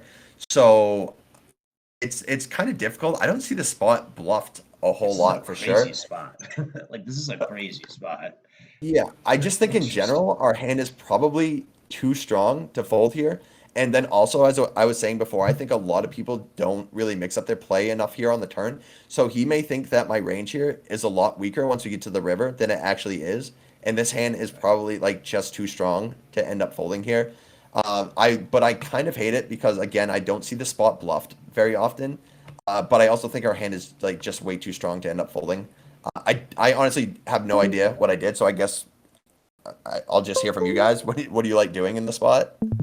Man, I mean, I'm really on the fence here. I probably lean like slightly towards call, but I also 100% agree that this is like a very under bluff spot. And I don't see him popping up with too many bluffs, but there is a chance maybe he'll turn like 10-9 into a bluff or like king 10 or one of those kind of hands that like he blocks out some of the straights with. And obviously you're never have the ace king when you check back, or you never have a straight in general when you check back the turn. So that could be the only kind of thought, that exact same kind of thought you're having, about that he might turn one of those hands into a bluff. So once he sees you check the turn, but it is a very under bluff spot. Like I don't see people doing this like almost ever.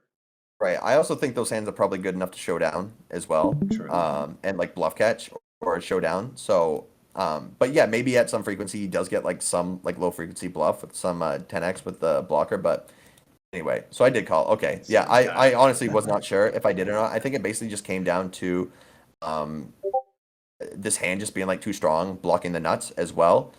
And then, like I said, I could completely be wrong here. I could completely be wrong. I think, but overall, that when people check back here on the turn, people might end up over bluffing the spot just because people don't protect their value range enough on the turn here. And if that's the case, if there's never any queen X checking back here, then essentially once we get to the river, we're gonna have like Jack X as our best hand here. That's gonna have to call like a 1.5x overbet here. And if we have to start calling down Jack X in this spot, like that's really gonna suck. Like we hate calling down with like one like top pair awesome kicker in this spot. So if we're just like always betting this hand on the turn and never checking it, then we're essentially gonna be forced to call down with weaker hands than this, which already sucks. So I think that's essentially what I like decided to do on the river. Like if we're folding this hand, we're just folding like way too much. Yeah.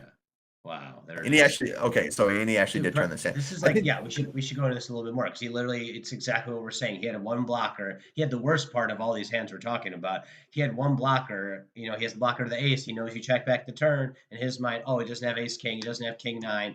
I'm gonna bet here. You know, like I'm gonna get him off his jack, right? Like the jack X you're saying, or whatever it is. You know, so very interesting. Because but I think overall, like the 10 is probably a little too strong, because the 10 will have a little bit more showdown value. And like, yeah, he's going to lose to a jack sometimes, but he's also going to be able to bluff catch against like parts of my range that are going to be bluffing as well. So I think like his 9 deuce and ace deuce probably are like better bluffs here in the spot. And I think it's actually pretty gangster bluff on his part to be turning this hand into a bluff, because essentially, again, if I'm betting my range, I'm going to have like pocket 5s, pocket 6s, 10-8 suited, stuff like that in my range. That's going to have a really tough time here. And like, yeah, he does have some showdown value, but he's mainly always going to get those hands to fold.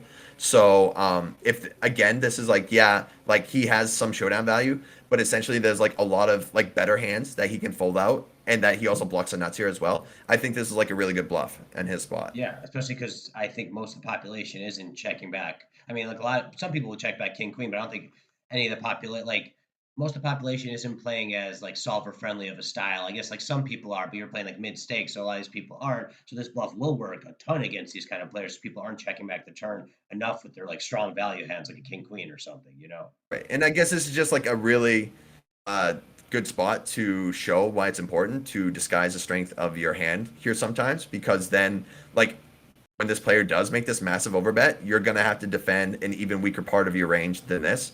And this is like a really good hand on this board, and we're still like kind of calling here. You know what I mean? Yeah. So like if we're having to defend hands that are worse than this, then we're really going to be in some tough spots, and people are just going to be able to bluff the shit out of us. Yeah. Well, nice call. Station. This hand probably mixes some 3-bet at 40 bigs for what it's worth. I think it's mainly going to be calling from these positions, but I wouldn't be surprised if we get some 3-bet. Yeah, because I think like 45 bigs, I would be very likely 3-betting here, not like 100% of the time or anything, but I think if Right. the deeper you get, the more likely this becomes a 3-bet. You would agree, right? Correct. So what do you want to do here?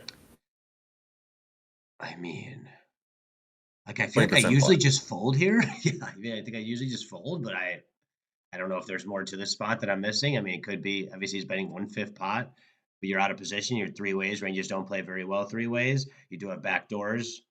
You do have a lot of backdoors. Yeah, so I'm not sure what I did here. The price is obviously really good here. The thing I'm most concerned about is one, he's betting into multiple opponents, even though he's betting like really small. But two, like if we call here, like let's say if the positions were swapped and this guy ended up folding in our seat and it's folded to us, I think we have a snap call Yeah. because we close out the action, we have position, but we also don't know what this player is going to do here either. So I wouldn't be surprised if I did one or the other. I don't really hate one or the other. Yeah. Ranges play a I'm lot just kind worse of curious what 3 ways. he has As we now. talked about a lot, ranges play a lot worse 3 ways, especially when you're out of position. So Yeah, and once Odin releases this multi-way solver here, I'm definitely going to do a lot of work with it because I'm just more familiar with heads-up stuff. right. So it's definitely going to be interesting to see what like c-bet frequencies and defense frequencies are going to be multi-way. Yeah, definitely. We'll probably run this for about Uh, like 10 more Calling minutes here or because so. this guy's got a bounty here. Okay. So I'm probably just checking this one down. GG. We'll probably go for like 50, let's say 15 more minutes, something like that. Then I guess maybe we can do second part in another one. Or if we get enough questions, I guess or if we get enough hands. Let's hold on real quick before you say that. Let's that ace jack spot. Maybe we could just run at least one spot from today. Let's run that ace jack spot. Remember the one from earlier? Not you don't have to run it this moment or anything, but maybe Oh, we yeah. make like a little short vid on it or something. That ace jack one where we were flatting in the big blind. We were deciding whether to bluff the river on the 9-8 Do you board. want to do that right now, or do you want to do that in a separate video? We can do that right now if everybody wants to see it. We could do that right now if you guys want. Either option. I say we just go through it and we make. To you guys. Okay, Narco wants to see. Yeah, let's do it right now then. Yeah, let's do it right now. You know, Okay, how long so you we'll think just it's go gonna back to take? the hand. Won't take long. Guess I should just go through and find. I think it's this one right here. So we are. How many effective? Okay, I think we only got 50. So this is MP or EP. Yep. Looks like So EP big blind, 498. 50 bigs. oh, I forgot you Keep got big Odin blinds, now. and gross. I've never even used this yet. 8 of spades. Yeah, so essentially in Pio, like these spots will take, depending on how complicated the game tree is, it could take anywhere from like 30 seconds to 15 minutes usually. Yeah. In this one, it's just like a 20-second countdown, and it automatically does it for you. This is essentially so people can't use it in game. They make you wait 20 seconds here. And also while you're waiting, like you can just go through pre-flop spots here. Like say it starts you just under the gun. So while you're waiting for this to load, you can just like click fold, and then it shows you what the opening range is here from MP. Then it shows you from low jack, yada, yada, yada. And you can do all these actions while you're just waiting for your hand to load here. So we pure check here. I'm just sweet. gonna see what the actions were. So I think he bet half pot. So much. You bet half. It's so much more visually appealing than Pio. It's like so much easier to Yeah, use. and they're still like making adjustments to it as well. So Definitely very cool. yeah, okay. So he bets half pot. I would assume a bigger size is good here. It also like highlights the most frequently used size. So here it's mostly betting between half pot to even overbet here. You see like even 8% of the time it's 1.5x potting here. Yeah, just say the So size because they're a little hard to see. So just when you're pointing to them, just okay, say it. so the most frequently used spots here are 50%, 2/3, 100%, 125%, and 150%. So essentially what it's saying here is you can do anything that's like half pot or bigger, you can see like a third pot is only like 3% of the time, and one big blind is almost never being used. So it's essentially saying like you can mix between like any of the bigger sizes here. Right. There's benefits to both. I mean, we can dive a little deeper in that in another video, but essentially this goes back to, okay, say we're checking 40% here. That means a decent part of our range is checking, and when that happens, when we bet, we're having a more polarized range. And in general, when you're betting a more polarized range, you want to be introducing bigger bet sizes. So that's why you see these bigger ones being introduced here a lot more, and the smaller ones are rarely being used. So just gonna do this. So half pot and see ace jack with a diamond is even mixing some fold here. And I think a lot of that is Wow. because of the tight early position open range.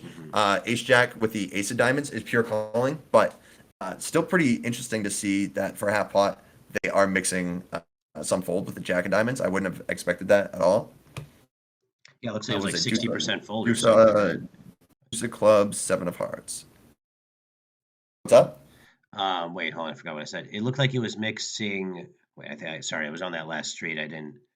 Oh, I was saying that it was like 60% of the time was folding would look like with the ace jack with the jack of diamonds or something, Right, right. which is It kind was of like folding crazy. half the Yeah, time. that's crazy. So he checks back turn. We can see like with sets, like some pocket nines is doing like a small amount of check back, but other than that, like his ace nine, king nine up, you're betting, and then you see like once his nines get weaker, like queen nine, jack nine, 10 9, it starts mixing a few checks. This is to keep some top pairs in their range. And if anyone doesn't Mainly, know, you want real to see quick, them slowing. real What's quick, up? the green is checks. Like if anyone kind of Green is so to highlight one of the ranges real quick, Kurt, like go to the jack nine or something. So like yeah, the green part, that bottom down there. Highlight it, yeah. Like that green part is just that's the check back range, and then the red part is just betting of different varieties. Varieties of the betting. lighter the color, the smaller the bet, the darker the red, the bigger the bet, essentially. So Right. it'll be easy. Like again, I'll do a We'll whole explain this section some if you more. guys Yeah. want to check out Odin a little more and just to show you how it works and all that. But Yeah, we'll make for some now, videos. yeah, the green is mostly check, We'll, and like the darker the red, the bigger the bet size. and we'll make some videos, yeah, on like Odin and solvers in the future. You know, we don't want to kind of overwhelm you guys right away because this is a lot more in Well, depth that's what's on nice this. about So Odin is you can see all these answers really quickly. Like we could go deep diving into a lot of different like components of how this hand is actually made up. But if we just want to like check what the actions were real quick, we can just do that with the snap of the finger too. right. So yeah, okay. So look, River. it's doing exactly like what we were saying. We essentially came up with the conclusion that there are benefits to both betting and checking. Ace Jack actually is kind of close to the bottom of our range in this spot because it's just kind of hard for us to have unpaired hands. So that's why we see some mix with some Ace Jack here.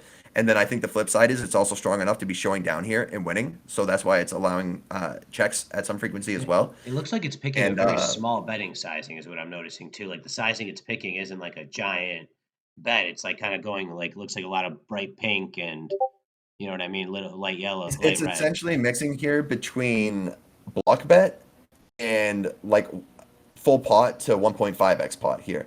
So it essentially wants to like block bet with a lot of its like weaker pairs because this essentially goes back to once he checks a turn, most of the strongest parts of his range are betting on the turn. So once he checks, like equities kind of shift in our favor and we're just allowed to be doing a lot of betting here. You can see we're betting like 76% of the time, which is a lot. That just shows like how much equity swing in our favor once he checks back on the turn, since he's going to continue betting on the turn with the majority of his hands. So that allows us to essentially be pretty aggressive with most of our range, both by block betting like some of our mediocre hands and disguising some stronger hands for the block bet size, and then also going for like a really big size with our nutted hands and some bluffs as well. Right. So yeah, definitely really What interesting to see the mix with Ace Jack. I'm happy to what see that it which wants to mix here. what was the top card? Was it the ace of hearts you had, the jack of diamonds, or was it the ace of spades, jack of diamonds? You can check it out. Ace of clubs, Jack of Ace diamonds. of clubs, jack of diamonds. Okay. So which one is it in this That's on the chart? bottom right. This one's actually pure betting. Okay. Can you pull that up a little? It's just a little hard to see right now.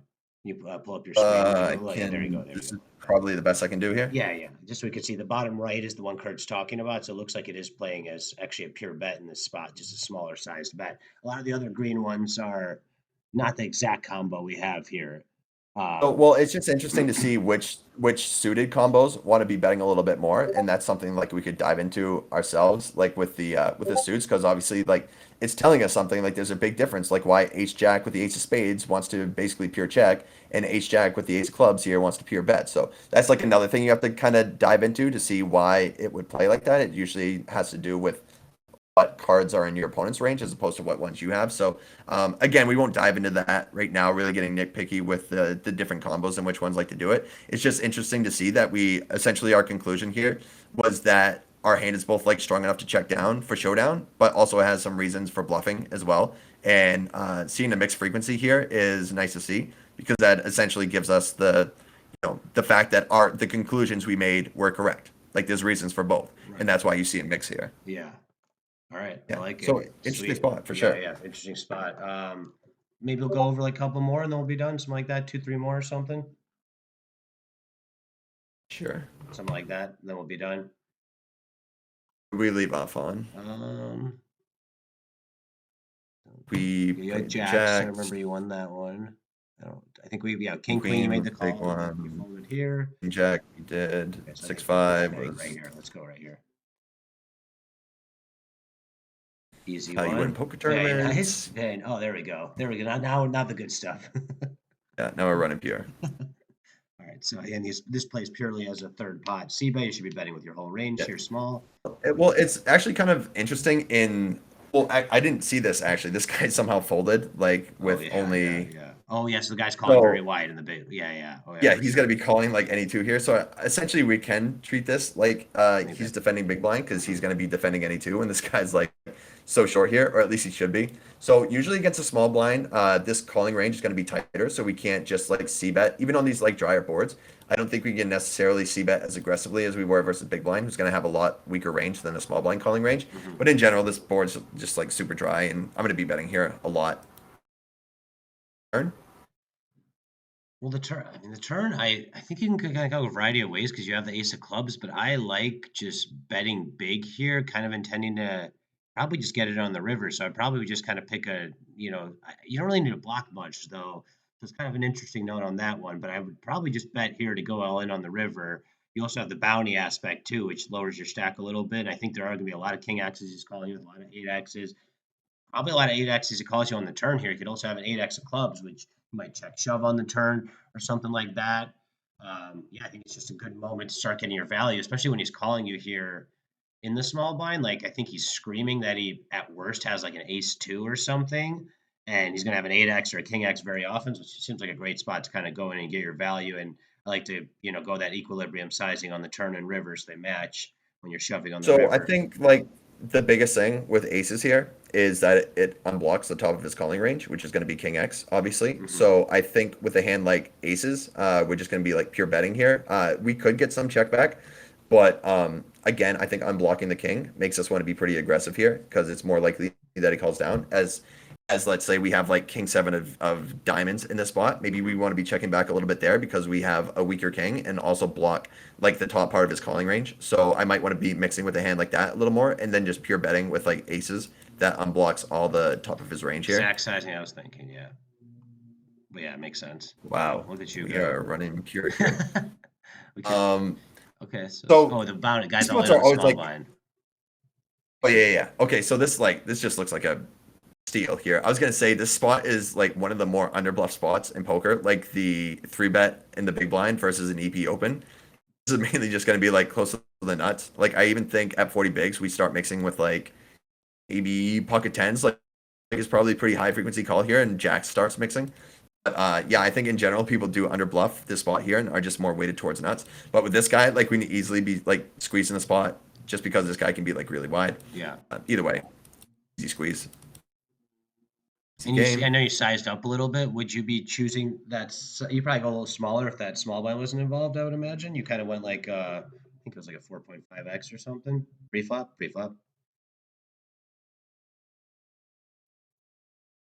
So I think this is standard. This is like 4.3, I guess. Yeah. it's like nine bigs, I think. You Yeah, still, you like still, so. What was the question? I was asking if the small blind wasn't all in, would you still be going? Because this is On the bigger side, I'd say. I mean, it's not like huge, but is this just standard sizing for you here, like 4.3x? At 40 bigs, yeah.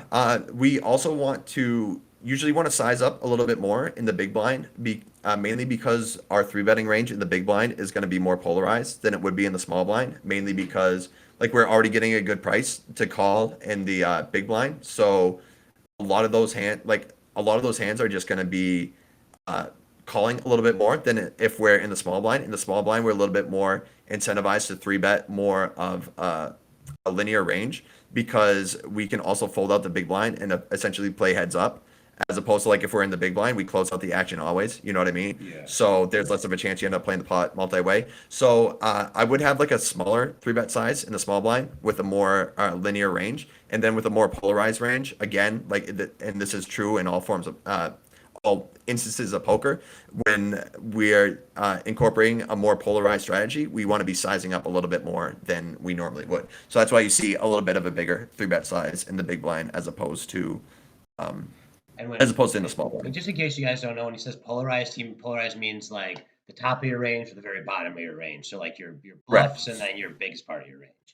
So I'd want to be doing this with like a hand like pocket kings, pocket aces, and then mixing like some ace two suited, some ace five offsuit, shit like that. But in general, we're going to be doing a lot of calling here and very little three betting. So we're going to be wanting to three bet like very top of our value range and like the very bottom of our like uh defending range that has like good blockers to the nuts. So like let's say like some king six suited or some ace four offsuit, stuff like that that blocks like kings and aces. In general, I don't do a lot of that, mainly because I think it's kind of unnecessary when you're playing against weaker opponents. Like you don't need to be taking those thin spots, like bloating pots with marginal hands out of position. But they would be incorporated a little bit more playing against tougher opponents. So we can kind of just be face up in these games and just be more weighted towards value than bluffs. Let's just well, you're just gonna that's the hand after that. Let's do one more hand and then we'll call it a day. And then hopefully, yeah, well you already ran the ace jack one, so that was sweet. Right, right, right. Not much of that one. Let's find something decent. Ace king. I think we're c betting our whole range here. Yeah, I like on. So Yeah, you want to we talk are. about the paired boards and the min bet here? Um, I mean, it kind of depends what pair it is. Like if this was Jack Jack 3, I would be like min betting here a lot more than Jack 3 3, mainly because there's a lot more Jack X in our opening range here, and there's very little 3x. So even though we're at a pretty big 3x disadvantage to this player, like he's going to be defending every suited 3x in his range here.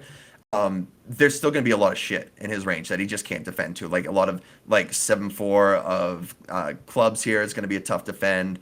Just some random queen 5 of hearts, just like all this random shit that he's just not going to be able to defend with on a board this dry.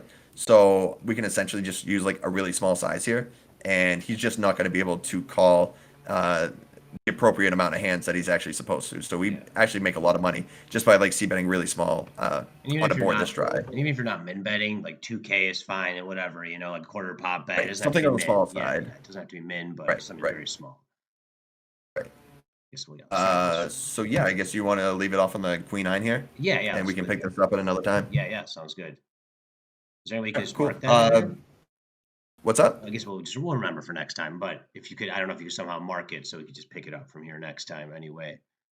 Yeah, I'll remember the Yeah, spot. yeah. No worries. Sounds good. All right. So yeah, I guess any more questions from anybody in the Discord right now?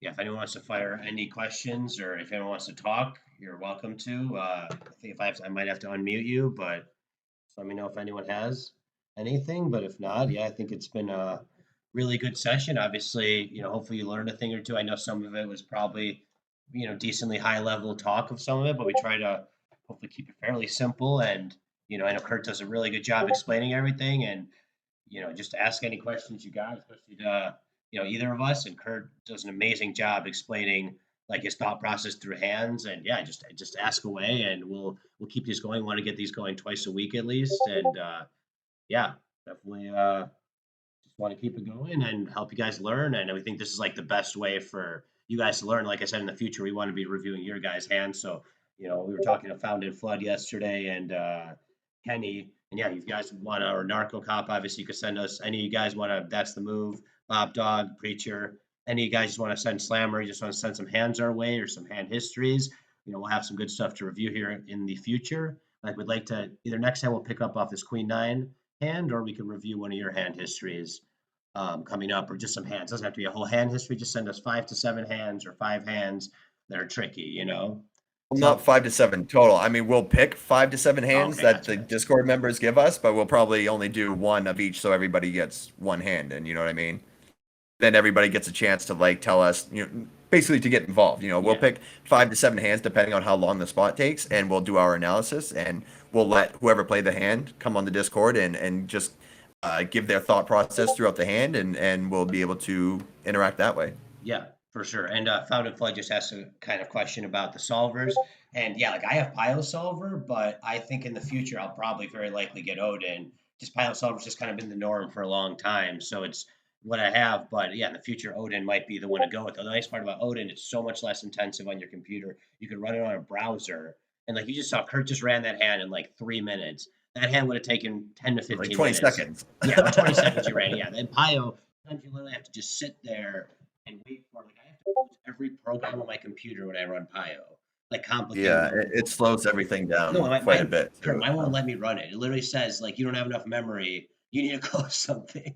So Yeah, I can only run 2 hands at a time. Otherwise, it's just too much memory for my computer, and it just like completely freezes it up. So the fact that this program exists, I never thought anything like this would exist. Like Pile was already doing enough, like, and I run Pile spots constantly. But the fact, like, I think the biggest thing is I'm marking so many more hands to review for later now because I can just like go boom, boom, boom, boom, like 20 seconds and it's in there. You just have to input all the information. Where before I'm having to pick out like the 4 or 5 most complicated spots that I played in the entire day because I only have a limited amount of time to run each hand. You know what I mean?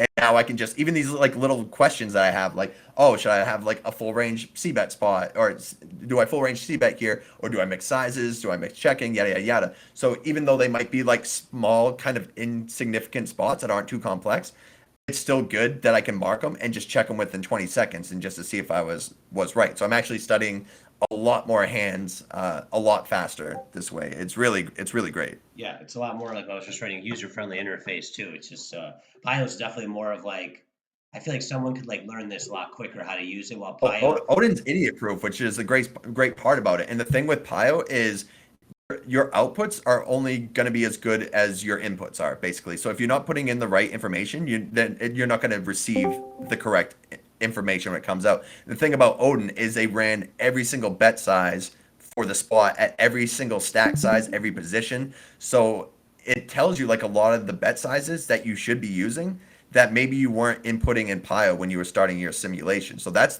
I think the biggest benefit to this is because every bet size that you put in is more information that Pio ends up picking up on your computer.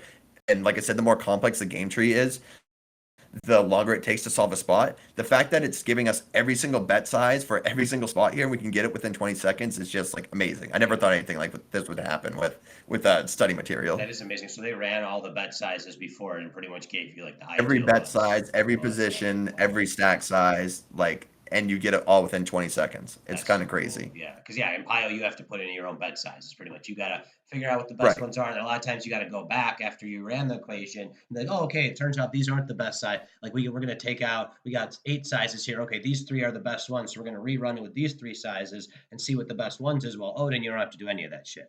It just gives you Right. like And it's still, you still get some benefit from Pile because like you are going to get more accurate answers if you at least know the most commonly used bet sizes. So like, let's say, I'll go back to Odin real quick.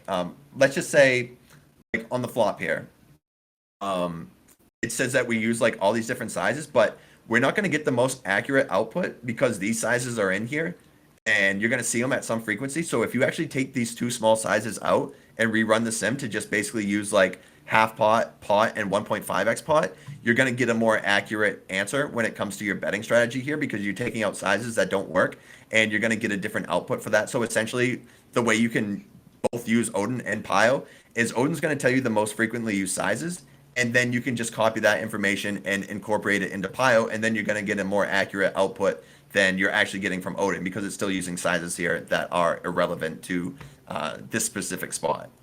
Right, and obviously, yeah, in Pio in Odin, you can't adjust the ranges, so you just get, like, the kind of solver results, while in Pio, I mean, you shouldn't do this too often, but obviously, sometimes you're playing against guys who aren't playing as solver friendly, you might wanna change the stats around a little bit, so I think that's one of the only, I guess, drawbacks of Odin, right, Kurt?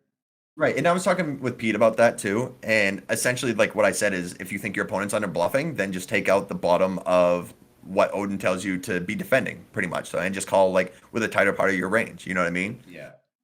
And the flip side could be like, oh, if you think your opponent is checking back on the river here with like not enough value hands and way too many like weaker hands, Odin might tell you to bluff 50% here, but if you think he's like super weak in the spot, then bluff 75 or 100%. You know what I mean? It's always good to be making these little adjustments in your head, like based on the spot and the opponent that you're playing. And I think that's like a big area that I've started making money is not like necessarily just go with like, okay, what's a default strategy, and more so recognize like, okay, what is my opponent doing here, and what am I trying to rep here? So Yeah, it's good building, like, we're gonna talk about this a lot, but it's really good building a fundamental base with the charts, the solvers, all that, kinda having, like, a fundamental knowledge of that, and then going the off your reads or exploitative, whatever you wanna call it from that, but it's so important first to build that fundamental knowledge base because you can't really do those, like, exploitative reads if you don't have the fundamental knowledge built up or the studying. If you haven't studied, then you're just kinda, like, just throwing shit at a wall and hoping something works out, but if you study, then you'll be a lot better at those spots. And the more experience you have, the more you play certain opponents, you'll just get these kind of like little reads on situations. For all right, this spot, even though Odin's telling me, like Kurt was saying, bluff 50% of the time, people are very weak in the spots. You should be bluffing like 100% of the time. right, right, and making those adjustments is good, and also like basically just like getting used to being in every spot and being like, okay, I have two options here. What are the benefits to both? And that just gets you like thinking a little bit more, in a more productive way in general. Because in poker, like there's going to be confusing spots, but at least if you can come up with some sort of reasoning as to why, like you would have some benefit for like betting and checking, then you should probably be using both. But just to get yourself in that mind state where you're identifying like pros and cons to each situation, that in general is just going to have you thinking more deeply about poker and start making more accurate decisions. So if we can start you guys there and then maybe like start using solvers a little bit more in the future, I mean, that can be a thing. But right now, I guess we're just going to start simple and try to identify certain spots and come up with pros and cons for each situation. And that should get us making more accurate decisions when we're playing poker. Yeah, 100%, man. Very well said. Very well said. Thank you, everyone, for joining today. And yeah, just A hopefully, good guys, outcome today. Appreciate it, guys. yeah, yeah, and yeah, we're definitely gonna have a lot more of these. We'll try to get them planned a little bit more in advance than we've been doing, and get it like a 2 times a week schedule. Obviously, the holidays are going around right now, so it may not be fully like that. Maybe like Thursday this week we'll do one or something like that. We're kind of thinking Thursday Mhm. morning.